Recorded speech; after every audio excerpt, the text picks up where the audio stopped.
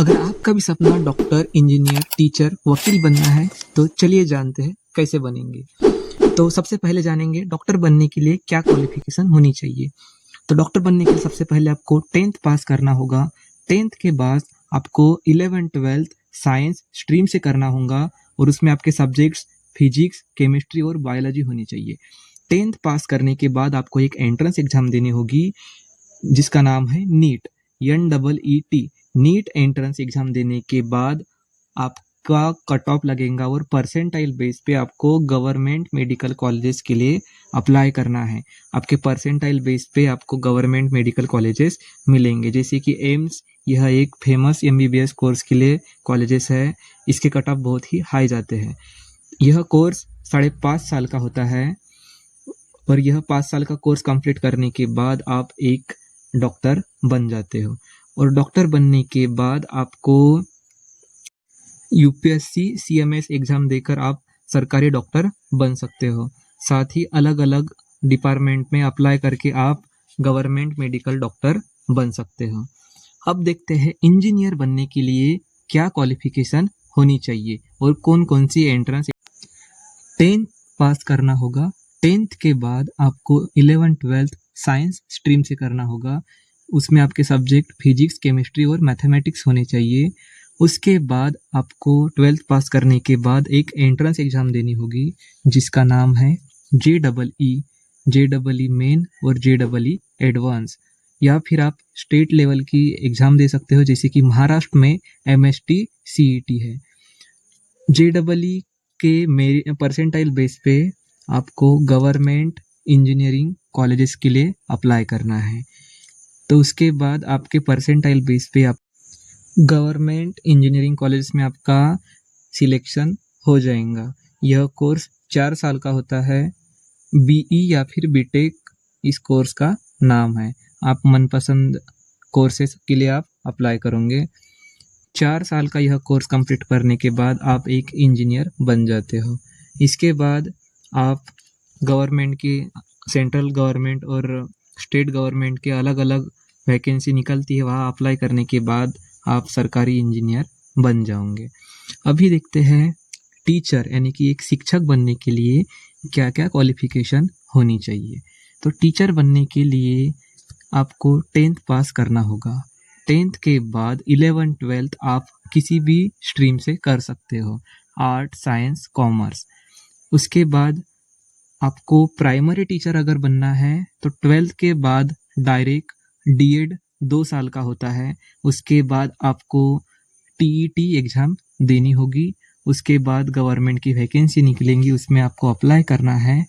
उसके बाद आप एक गवर्नमेंट टीचर बन जाओगे और आपको अगर हाई स्कूल टीचर बनना है तो 10th पास आउट होने के बाद 11th-12th आप किसी भी स्ट्रीम से कर सकते हो, आर्ट, साइंस, कॉमर्स।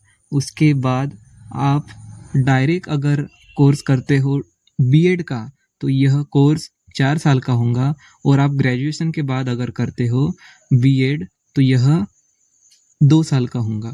तो आप अगर हाई स्कूल टीचर बनना चाहते हो तो 12th के बाद आपको ग्रेजुएशन करना होगा किसी भी स्ट्रीम से, किसी भी फील्ड में। उसके बाद आप BEd के लिए अप्लाई करोगे तो BEd के लिए आपको MST CET देनी होगी। उसके बाद आपका BEd के कॉलेजेस के लिए नंबर लगेगा।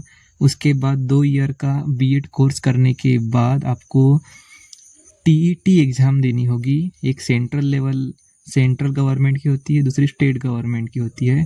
तो TET एग्ज़ाम देने के बाद मतलब टीचर एलिजिबिलिटी टेस्ट देने के बाद आपको उसको कट ऑफ क्वालिफाई करना पड़ता है। उसके बाद गवर्नमेंट की वैकेंसीज निकलती है। सरकारी वैकेंसीज निकलने के बाद आपको उसमें अप्लाई करना है और उसके बाद आपका मेरिट में सिलेक्शन होगा। उसके बाद आप एक सरकारी शिक्षक बनोगे। अभी देखते हैं, तो चलिए अभी जानते हैं वकील कैसे बने। तो इसके लिए 2 स्टेप्स है। स्टेप्स नंबर 1, सबसे पहले आपको 10th पास आउट करना होगा। 10th के बाद आपको 11th-12th किसी भी स्ट्रीम से पास करना होगा।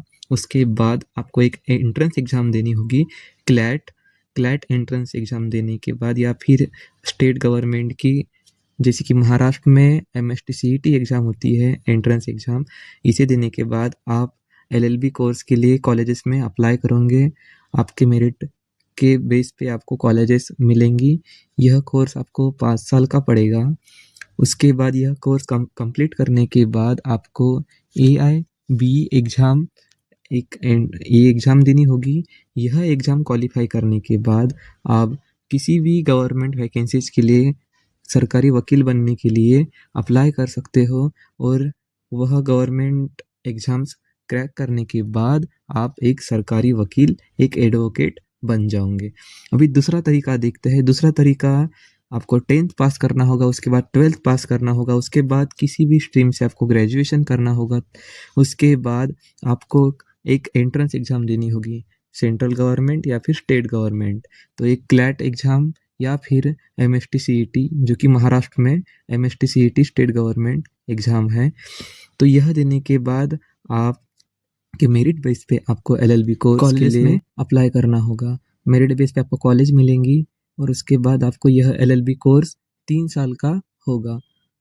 यह कंप्लीट करने के बाद आपको AIBE एग्ज़ाम क्वालिफ़ाई करना है। उसके बाद आप कोई भी गवर्नमेंट वैकेंसीज निकलेंगी सरकारी वकील के लिए, तो उसमें आपको अप्लाई करना है और वो एग्ज़ाम क्वालिफ़ाई करके आप गवर्नमेंट वकील बन जाओगे।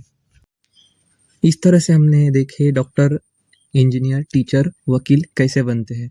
आगे हम देखेंगे कि 10th के बाद क्या-क्या कोर्सेज़ कर सकते हैं और 12th के बाद क्या-क्या कोर्सेज़ कर सकते हैं। बेस्ट कोर्सेज़ कौन-सा होगा, क्या क्वालिफ़िकेशन लगेगी, साथ ही में आपको क्या-क्या चीज़ें होनी चाहिए। ये सारी बातें हम अगले वाले वीडियो में